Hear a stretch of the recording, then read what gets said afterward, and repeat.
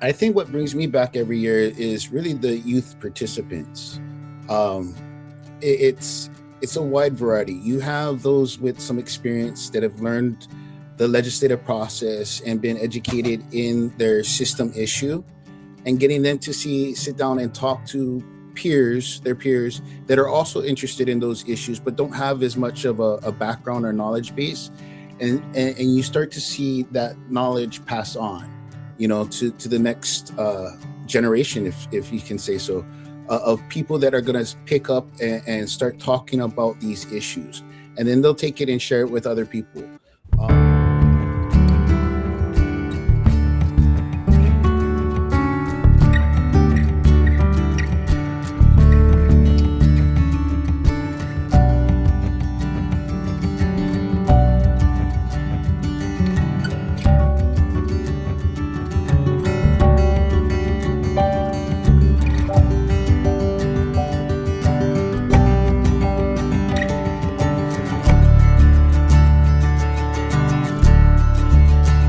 Aloha. Welcome to Cooper Union, what's happening with human rights around our world. And today we're focusing on climate justice and human rights here in Hawaii. We'll be looking at the Climate Futures Forum and the amazing mentors mobilizing youth to make sure that our future is more bright and has a bold vision of what's possible. Today, we're joined by three amazing activists here in Hawaii. First, we're joined by Kawika. Kawika is focusing on food system and strengthening Hawaii's connection between food, ʻāina, community, and policy. His experience centers on youth engagement, food systems education, legislative advocacy, farm to school, and creating opportunities for communities to better understand and participate in the decisions that shape Hawaii's food system. He does believe that a resilient and more sustainable Hawaii begins with understanding where our food comes from, caring for the resources that's sustaining us, and being able to get more people involved in public policy. We're also joined by Debbie Milliken. Debbie is an amazing educator who is also the director of sustainability programs at Punahou, and also served in a similar role at Iolani to be able to guarantee that our youth are very much involved in their future, guaranteeing the world is a better place. And finally, Paul Bernstein, who's a researcher with Economics Research Organization. He's also the Hawaii State Coordinator for Citizens Climate Lobby and an adult mentor for the Climate Future Forum. We look forward to examining and exploring how youth are being able to coordinate campaigns and be involved in a Climate Futures Forum to make sure that the legislature adopts resolutions and bills that reflect their beliefs and, more importantly, demand a bolder future for everyone. I wanted to begin with Kawika. Kawika, could you share a bit what aspect of climate is most significant to you in your career and the campaigns you're involved in? well, as I work mostly within food system related issues, and I like to, in this space, definitely coordinate them with climate change as we're coming up. I just want to make sure that we have a climate going forward that our youth are able to work with and continue to grow food for human survival. All right, moving to Debbie then. Debbie, can you share what aspect of climate is most significant to you in your career and campaigns you're involved in? I know you've been at Iolani and Punahou and very much involved with youth in high schools about how they can have a voice and be involved and make a difference in their futures. Yeah, absolutely. Thanks, Josh, for the question. I guess I would have to say, to me, what's most important is really how climate is a symptom of the way that humans interact with our environment and with each other. Obviously, it's a very significant symptom as we see climate change disrupting our lives. But the part that I like about what that does, I don't know if you could say we like it, but is the fact that it's complex, but yet it's also simple, right? We know what we're doing as humans and how we've changed our climate systems. It's a great opportunity to teach others about our climate systems and how this anthropogenic thing works. It's kind of crazy to think that we're able to do it, but also it helps us to start to see that in order to implement real solutions, we need to be thinking in systems. And I really do like teaching about systems thinking. I like inviting people to question, especially our students, to think about how we question the systems that exist today that might have existed in the past, and question the systems that we're creating for our future, all around how we can have kind of the best way of doing things, getting what we need, helping thriving communities, but in the constraints of our planet. Like, that's the part that we've kind of missed out on, I would say. So maybe that was a long way around to say, I also think the most significant part is it gives us an opportunity to really at the forefront think and talk about the systems that we create on, in our planet. So yeah, fun. Mahalo, Debbie. And moving on to Paul, how about you? What aspect of climate really has motivated you in your career and the campaigns you're involved in? I'd like to kind of add on to some of what Debbie said about systems. So I guess I come at it from a bit of an economics standpoint. And so my feeling is that, sort of as Debbie said, we know what the problem is, or one of the most significant problems is the burning of fossil fuels. And my feeling is that part of why we see such an incredible amount of burning fossil fuels is they're simply too cheap. We're failing to account for the full cost of these fuels. And so for me, I've tried to address climate change through economics, and specifically putting a tax and increasing the price of fossil fuels to reduce their demand. I don't think this is the only solution or the only thing, but I do think if we can get the prices in line, we can start to alter human behavior and get us to change the direction we're going to a more sustainable climate. Mahalo. It's true. It's the breadth and depth of the climate crisis really allows us all to look at it in a holistic way. And that's why it's great to see the expertise that you all bring to this important institution of the Climate Future Forum. The Climate Future Forum began as an initiative where youth would meet prior to the legislative session starting in the fall, and then begin to share ideas that they wanted to bring into legislation. And then the other important aspect, besides the working groups, these public policy working groups led by the youth, is the mentors and the policy directors. Kawika, could you share which issue you've been most involved with and some of the important lessons you've learned in your early years in this role? I've been mostly focused on the regenerative food system group. I think the thing that led me or brought me really in tune with Climate Future Forum is actually the first time I attended a session was listening to the youth talk about their climate stories. And that is exactly how they relate to those personal stories about how they interact with the environment around them. And as we get into this, looking at food system from a perspective that we need to have enough food for all of us to eat to survive, and understanding that climate change is one of those things that are looming over us, how to grow food in this perspective, climate change that's coming about. How do we prepare for that? And so having this space where we get to sit down with youth and listen to them talk about the future, what they see it as, understanding from our experiences as well, what kind of things we're seeing change, helps them to prepare for a future that, we might be able to work within the stipulations of the systems that we have. Mahalo, Kawika. Debbie, can you share which working groups you've been involved with and why those have been so significant and the exciting aspect of working with youth? Yeah, of course. Well, excuse me. As you may know, we have 8 working groups now. So I see my role has really been in supporting the mentors and legislators and the youth, excuse me, in each of those working groups. So of course, food has always been my favorite, but I feel like the energy and transportation work is so key. And then now we have an oceans and biodiversity group, which is right at the core of what I started my career in science and oceanography with.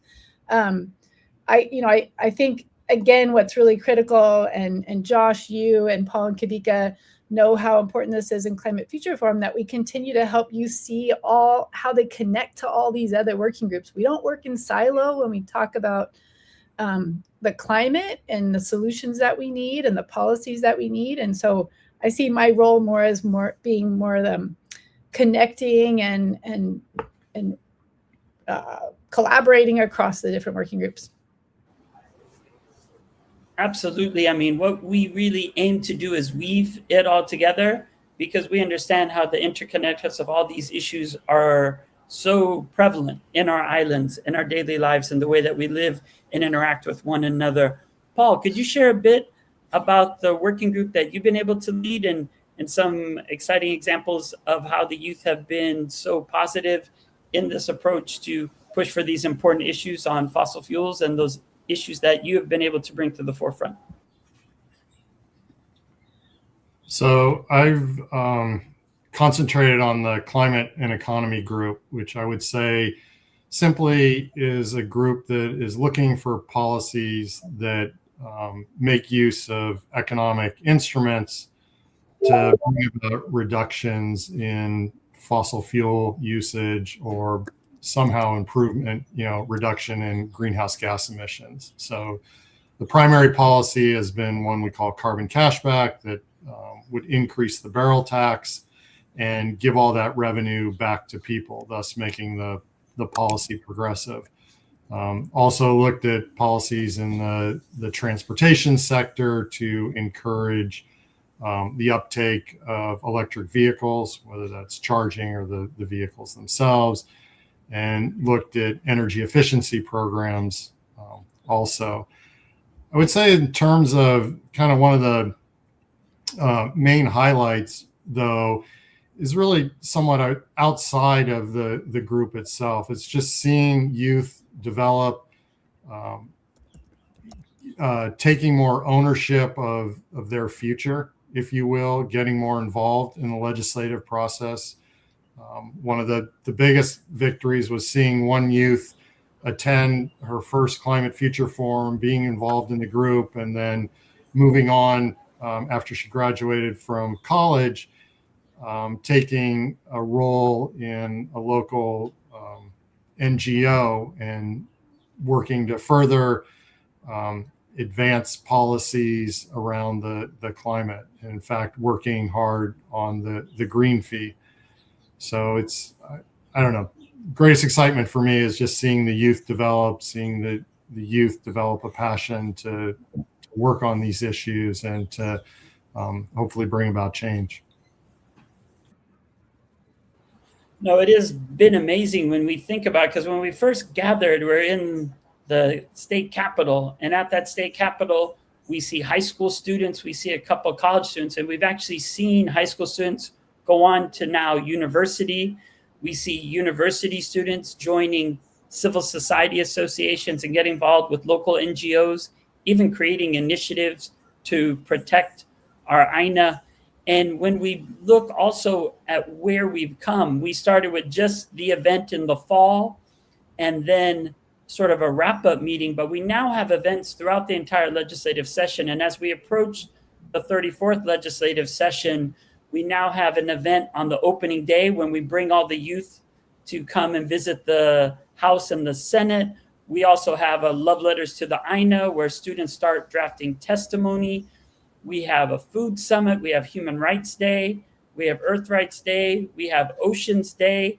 We even then have a Just Transitions Day, and then a We Are Watching as the legislative session concludes, because we all know there's a bit of disappointment when we see the youth come there with their ideas, give testimony, and then still not see their bills become a reality or some of their resolutions not be adopted. But on a positive note, Kawika, can you share some of the highlights in the dawn of the Climate Futures Forum and what you've seen in your experience so far that brings you back every year? I think what brings me back every year is really the youth participants. It's a wide variety. You have those with some experience that have learned the legislative process and been educated in their system issue, and getting them to sit down and talk to peers, their peers that are also interested in those issues, but don't have as much of a background or knowledge base. And you start to see that knowledge pass on, to the next generation, if you can say so, of people that are going to pick up and start talking about these issues. And then they'll take it and share it with other people. And that's, trying to create a big wind spread of people standing up and wanting change in our system, so that we have, good food, the power that we need to run our system, and are caring for the climate or our environment, so that the climate doesn't change as bad as it could. And we're not dealing with some of the issues that could become a problem if we don't start making changes today. Again, I keep coming back because it's the youth, it's the promise of hope and the promise of change, of us working together, understanding this system, and being there to stand hand in hand to voice change. Mom. Kawika, mahalo. I think that's absolutely essential, because we really do see the youth standing up for what they know what's right. And as we look at this climate crisis, I think when we are concerned that things don't happen fast enough, it's that youth voice that understands that every fraction of a degree matters. Every action that we take can lessen the significant crisis that humanity is facing now. And Debbie, can you share some of the highlights that you've seen in this dawn of the Climate Futures Forum here in Hawaii? Sure, yeah, and I would just reiterate what Kawika was sharing about, I really show up because of the youth. I agree that's why we're doing this. But I want to say what I find most exciting and feel like is the accomplishment we can all be proud of, that we stuck to this. And that is, in avoidance of youth tokenism, what we are doing is we're making sure that our young people are well informed. They conduct the research they need to. We connect them with the experts they need to fully understand whether it's the systems or the specific policies and how it fits in with other policies. And I'm really proud of that. Like, I think we've all agreed that that's what's necessary and important here. It's not just get young people down and hearing what's going on. It's actually helping them find that pattern of what is needed to design, to write bills, to advocate for policies that will really help in the long run. I mean, I know for them sometimes it can be, or for us, it can be frustrating when things don't pass. I think that's also part of the process, is that they're learning how the system works.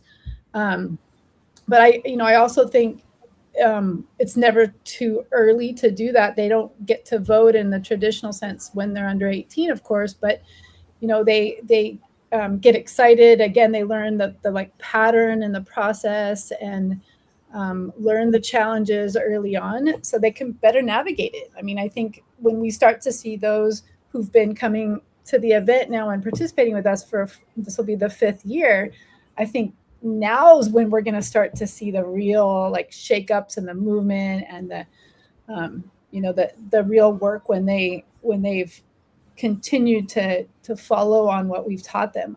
At least that's what I hope and what I see. And I hope that keeps going forward, and we find some of them. I mean, you guys, maybe in a couple of years, some of them are going to come back and run for office, right? And so that's where I think we're in this for sort of the long haul, and we'll see it pay off.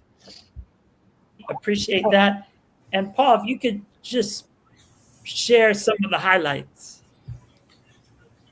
I'll just say I agree with everything Kawika and Debbie said, and appreciate all that. I'll just add one thing for myself. I guess I keep coming. I joined Climate Future Forum and continue to come back because I think we owe it to the youth. We're the ones responsible for the situation under which they're living. And so we owe it to them to work for a better situation than what we're currently facing.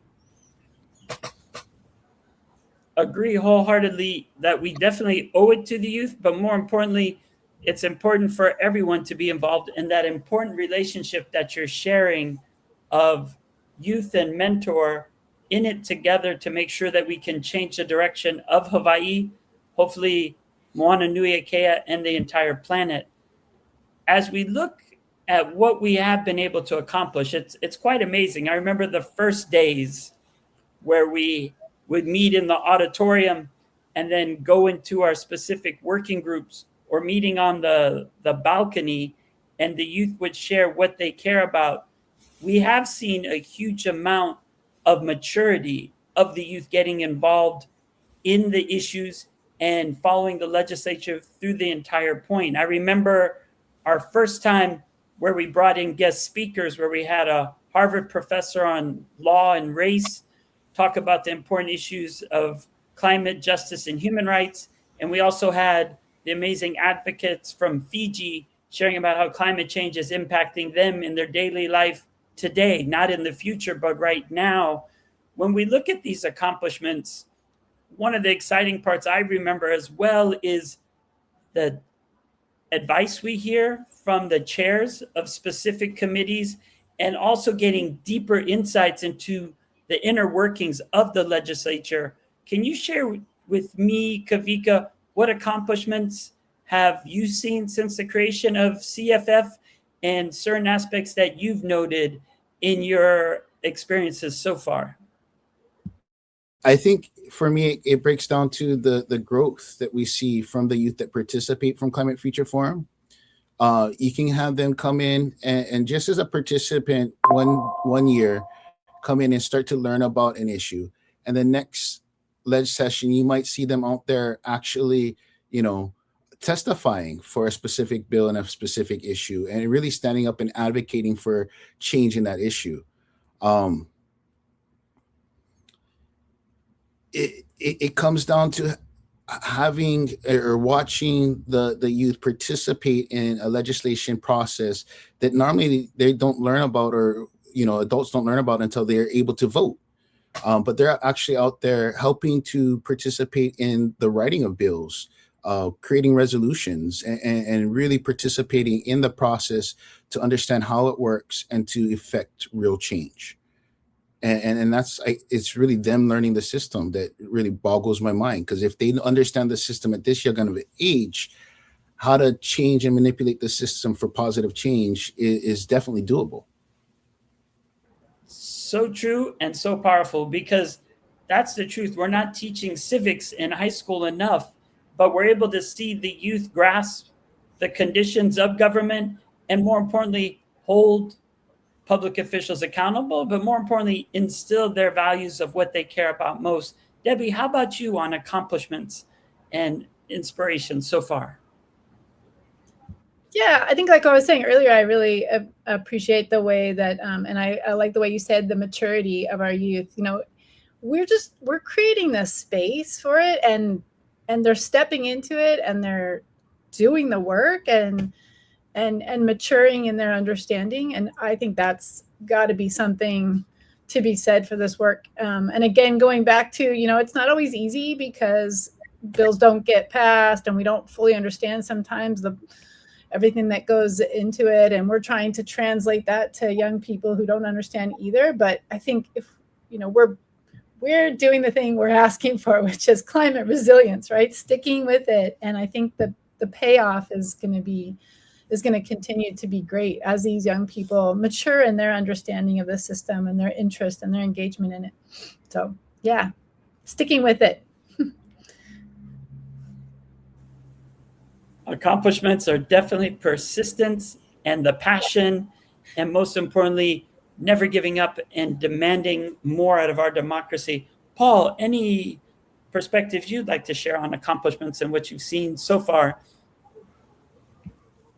I think you folks have actually covered them pretty well. I'll say I have also experienced the growth of a number of individuals, which I think, going back maybe to the other question too, is one of the most satisfying pieces. So having youth that are freshmen or sophomore in high school joining and watching their growth of first just kind of being a spectator or participant to leading a policy area, and then taking that passion and what they learn off to college and getting involved with various college clubs or what have you, continuing to push on the legislative process or push on our democracy to do what's needed for their future.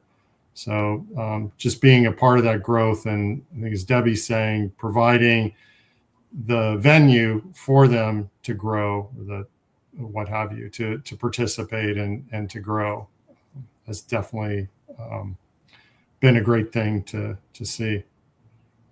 Couldn't agree more. It's actually been so exciting to see youth continue to grow. I know we had students who were initially with climate justice and human rights, and then really found the importance of health as a human right and how climate change is impacting health, and then created that working group. And as you shared, Debbie, we now have 8 working groups, and they'll probably continue to grow as youth find out what matters most to them and then get down to what they care about the most. And I also love the point that you shared as well. It's really the Pelina, right? It's the relationships that we're building with our legislatures, but also with the NGOs of Hawaii, and seeing how together we can actually make significant change, and what we're able to do when we come together. And it's really that good combination. I'm also inspired, Debbie, as you share, as we talk with the youth, when they ask us, why is it not happening now? What is taking place? And they're learning the system, definitely getting frustrated as we should be, because we all know we get 48-hour notice to give testimony. And I think as more and more people are involved in the process, we'll hopefully be able to even change the system to make it more accountable, to make it more transparent, to make it more transformative, so more people can have their say in public policy. As we're coming towards the conclusion, and we're also beginning this new phase of our next cycle of the Climate Futures Forum, where we'll have our meeting on October 21st, and then have an opening day, and then see youth drafting legislation and do testimony parties, but also have Human Rights Day, where they provide updates, Oceans Day, Food Systems Day, and then look at the GROW conference that Kawika's been able to head up, and also look at Earth rights on those final moments of the legislature. And then, of course, in May, that just transition of what has happened, letting the legislators know we're all watching, but more importantly, hear the recap from their perspective. What are you looking forward to in the 34th session? What issues or legislation would you like to see advance, Kawika, that we can move forward? Because I thought of you this week when I saw the news talking about new rolls that were being made with locally grown food and new recipes coming out. It reminded me of all the work that you do. What are some of the legislation you're looking forward to in this 34th session? That's a really good question. I mean, as we're coming up to the start of a brand new session, so all the bills will be brand new introduced this year. There's no carryover bills. There's so many different types of bills that I'd like to see. I'd like to see some farm to school, where we're strengthening our local food system through the growth of local farms producing food for our schools here in Hawaii. And I think that would help to strengthen the economy.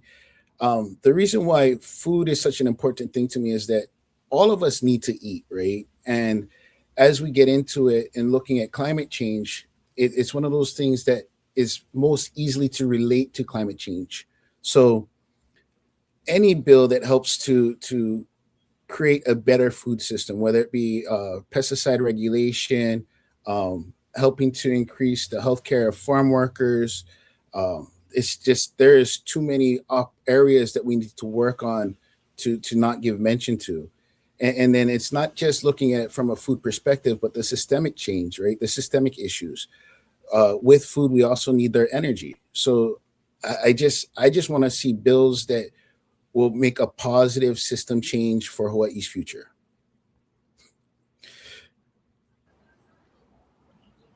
Mahalo. Debbie, how about you? What bill, what resolution are you looking forward to see getting further than it has in the past? Yeah, thanks. I have a couple. Well, let me just start with the straightforward thing, rights of nature. I really think we have a huge opportunity in Hawaii to continue to push legislation that way. I don't know that anything is currently being written, but I think we should try to advocate for that.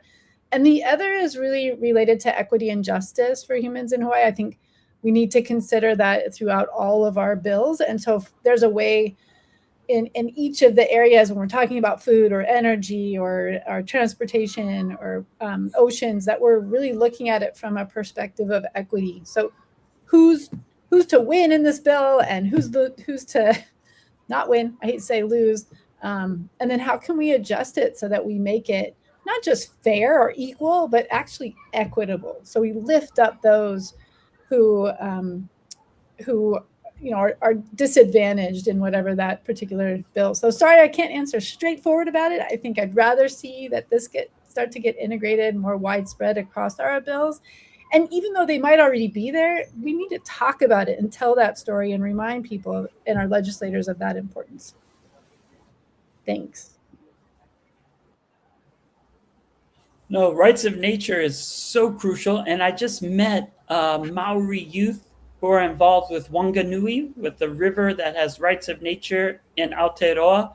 And they were very excited about sharing that experience and helping with drafting legislation. So definitely agree that it's an important issue that we should implement going forward. And I think the equity issue that you raised is so paramount as we promote and protect our planet as well. Paul, can you share legislation that you would like to see forward? It was great to be with you on the Hill this summer, and some of those aspects of how you can bring Capitol Hill to the state of Hawaii legislature and what we hope we can advance. Okay, I'll be very simplistic here, down in the weeds. I would like to see balcony solar get through, which would allow people living in high rises or condos and renters take advantage of solar energy. I would like to see healthy soils. That seems like a no-brainer. Gets at the regenerative food systems, helps in terms of the climate with better carbon sequestration. And I guess the last one isn't necessarily a piece of legislation, but I would like to see much better analysis done on the LNG question rather than what we're seeing now of this top-down bit of take it or leave it approach. So those are my three. Thank you. Mahalo, Paul. Appreciate that. And really want to take this moment to thank all of you for your leadership, for your endless dedication, for all the work that you've done in this initial dawn of the Climate Futures Forum. I have so many memories of all the different work. Kawika, that amazing program you ran on Maui, bringing together the youth not only to talk about these important issues, but makahane kaike, getting their hands in the soil and then coordinating that. Debbie, picking up all the materials. It's always fun to drop off and put things back from all the different places you've picked up so that we have a great program. And Paul as well, all those emails and phone calls to the legislature to make sure that they do show up to those events at the end when we're wrapping up. It's really a kako effort, and I look forward to working with all of you going forward as we see Climate Futures Forum grow from that initial seed. You can see the roots in all of the islands. We see more islands participating. We know Maui's been there. We see Kauai calling us over the summer. And then we look forward to work on all of these aspects of climate justice and what we can all accomplish together. Mahalo. Mahalo. Well, Mahalo.